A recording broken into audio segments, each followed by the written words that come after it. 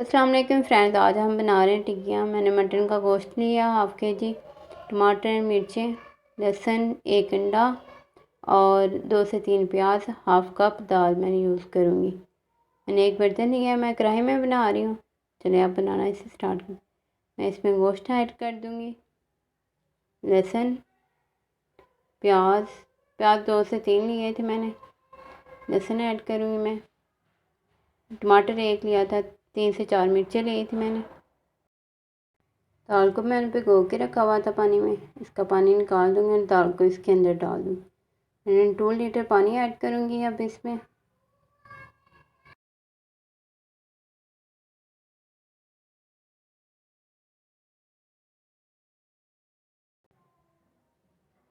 अब मैं इसे 5 मिनट के लिए हाई फ्लेम पे रख दूँगी।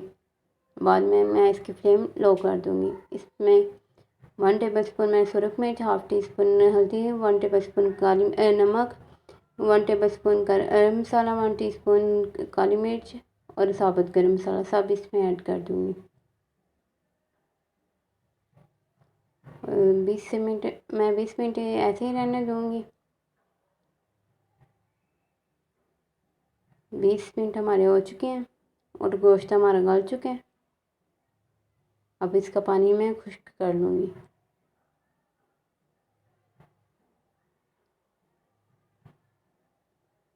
जब आस्ता आस्ता पानी खुश्क करें और साथ गोश्त को मैश करते जाएं, गोश्त और दाल को।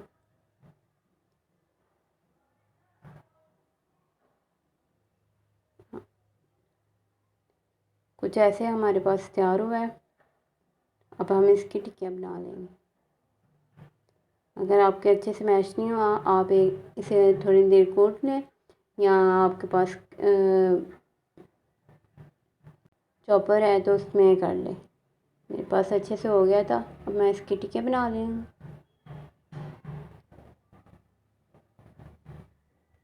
अब मैं इसे फ्राई कर लूँगी। मैं एग लगा रही हूँ। अगर आपने ऐसे ही फ्राई करना है तो ऐसे बेहतरीन आपकी तैयार हो जाएंगी।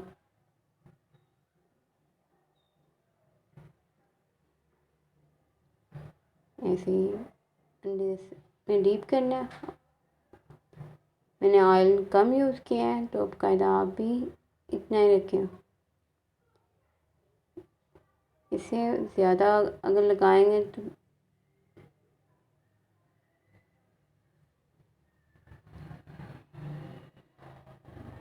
चलें जी, हमारी टिक्कियाँ बेहतरीन तैयार हो चुकी हैं।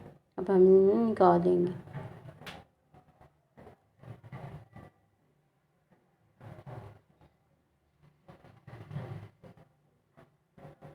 रेसिपी अच्छी लगी हो तो शेयर करना मत भूलिएगा। लाइक करें, सब्सक्राइब करें, कमेंट में बताएं रेसिपी कैसी लगी। Thank you.